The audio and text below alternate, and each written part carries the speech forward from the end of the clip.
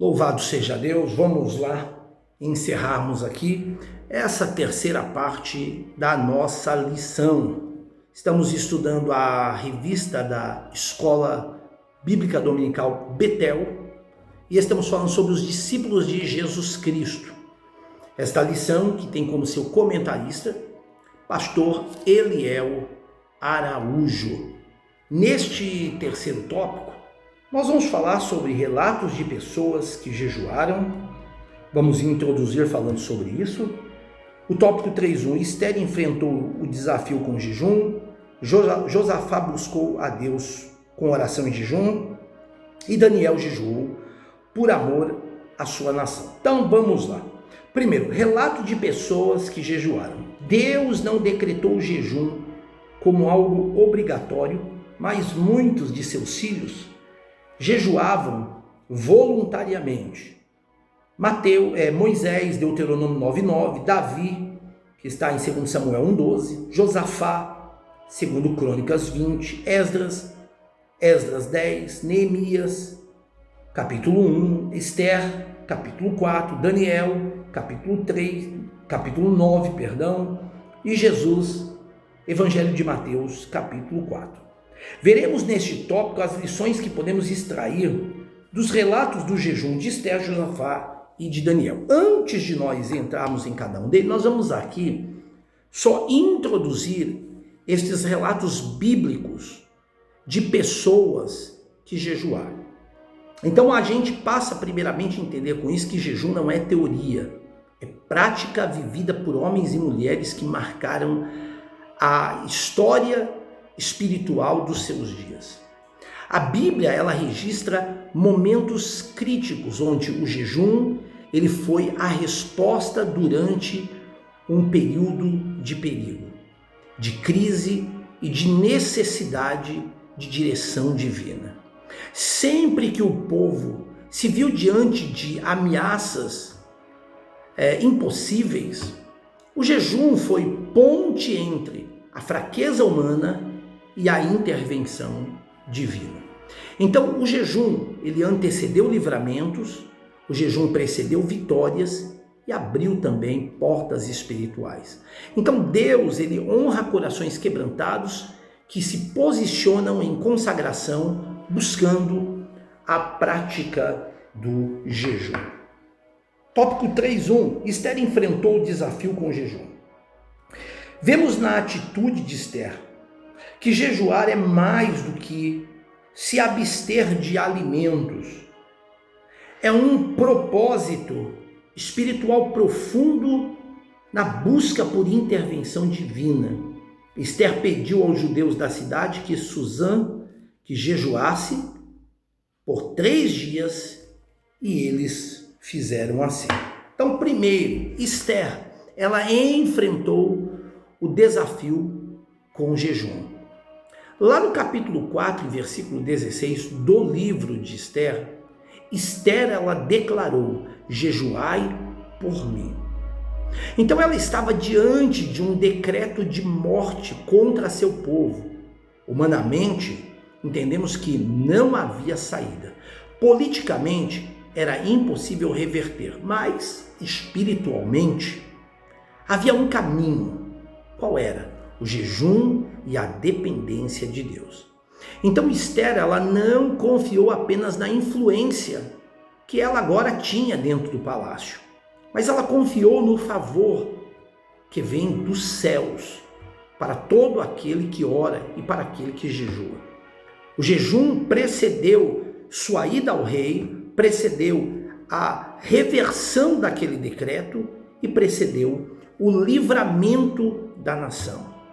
Então aqui nós vemos uma lição clara, que antes de enfrentar qualquer tipo de desafio, nós devemos dobrar o nosso joelho e consagrarmos através do jejum. E aqui nós vemos a importância que existe no jejum. No tópico 3.2, nós vamos ver que Josafá, ele buscou a Deus com oração e jejum. Os exércitos dos Amonitas e Moabitas, além de alguns outros, ameaçaram o reino do sul com a união desses povos. o exército inimigo tornou-se bem superior ao reino do sul. Receoso, Josafá orou, buscou a ajuda de Deus e decretou um jejum nacional. O povo de todas as cidades de Judá se uniu para buscar a ajuda do Senhor. Josafá, diante do cerco dos inimigos, voltou-se para Deus, que o socorreu. Segundo Crônicas, capítulo de número 20.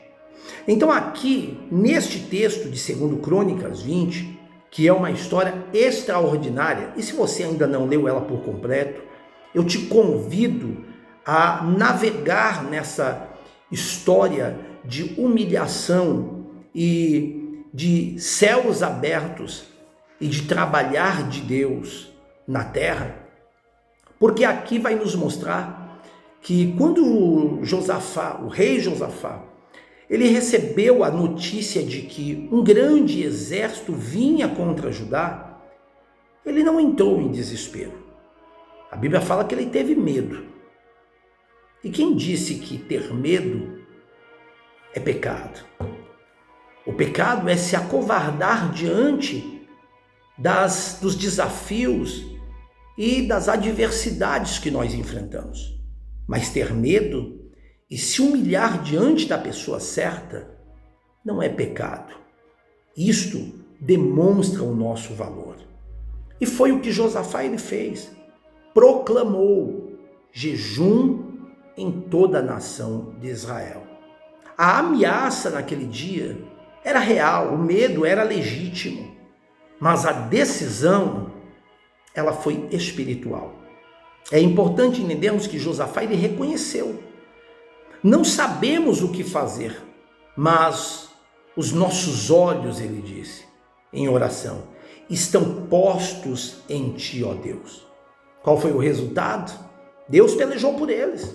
O inimigo foi confundido, a vitória veio sem que precisassem lutar. Jejum é reconhecer incapacidade humana e confiar no poder sobrenatural. É por isso que eu falo. Se você está sofrendo retaliações, perseguições, sabe, se estão se levantando contra você, te perseguindo, lançando palavras negativas, palavras pessimistas, simplesmente continue reconhecendo que você não pode, mas que os seus olhos estão em Deus. Sabe o que vai acontecer? Deus vai pelejar por você. E Ele vai colocar por terra toda a muralha, Ele vai desfazer todo o laço, Ele vai quebrar todas as cadeias, e Ele vai fazer com que o inimigo fique tão embaraçado e confundido, que tudo aquilo que muitas das vezes desejam a você, recairá sobre aquele que se levanta. Porque jejum é isto, é você entender que você tem a incapacidade humana, mas que você confia no poder sobrenatural de Deus e que é Deus que irá pelejar pela sua vida. E aí nós vamos ver aqui pastor Eliel Araújo encerrando o top 3.3 e dizendo que Daniel jejuou por amor à sua nação. Daniel meditava nos escritos do profeta Jeremias, que dizia que Jerusalém teria que ficar em ruínas durante 70 anos. Mesmo morando no palácio, Daniel não se esqueceu de suas origens e continuava a amar o seu povo. Então ele recorreu ao Senhor, Deus, e orou com dedicação, sinceridade, vestiu-se de panos de saco e jejuou sobre cinzas, derramando o coração e abrindo a alma para Deus. A ruína de Jerusalém levou o profeta à angústia de alma que ele expressou a Deus com jejum e oração.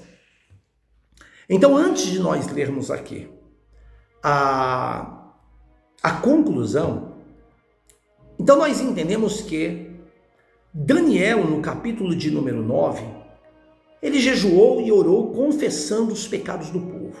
Ele não estava sendo disciplinado. ele não estava sob ameaça direta, ele estava intercedendo. Daniel entendeu que a restauração nacional, ela começava com um arrependimento espiritual. O jejum de Daniel, ele foi identificação com o pecado do povo, clamor por misericórdia e busca por revelação. E Deus respondeu, enviando revelação profética.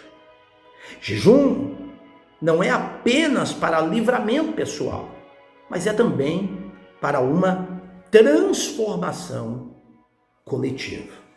E aí nós lemos aqui para encerrar a conclusão desta lição de número 5, que diz: em tempos de tantas ocupações, que o Espírito Santo nos ajude a priorizar em nosso viver momentos de oração e jejum, como expressão de um sincero interesse em buscar primeiro o reino de Deus, nossa dependência completa da graça do Senhor, buscar aguçar nossa sensibilidade espiritual, procurar conhecer e receber mais do Senhor, e o desejo em exercitar a autodisciplina. Então nós concluímos aqui esse tópico 3 da lição de número 5, dizendo que o jejum ele é um princípio bíblico poderoso e também comprovado. Esther jejuou diante dos riscos, Josafá jejuou diante da guerra e Daniel jejuou diante da necessidade espiritual da nação de Israel. Em todos os casos, o jejum foi um ambiente da intervenção divina. Isso faz entender que os discípulos que jejuam, eles enfrentam desafios, porém com fé, eles buscam direção antes de tomar qualquer atitude e eles intercedem com uma responsabilidade espiritual. Então o jejum não é uma tradição religiosa, mas é uma ferramenta de transformação. É posicionamento espiritual e é uma dependência real de Deus. Eu fecho dizendo que quem aprende a jejuar, este aprende a vencer espiritualmente. Acredite, independente daquilo que se levantar contra a tua vida, se você estiver orando e jejuando, ai de todo aquele que se levanta contra você. Porque na verdade não vai estar se levantando contra você, mas vai estar se levantando contra o próprio Deus. Pense nisso. Deus abençoe.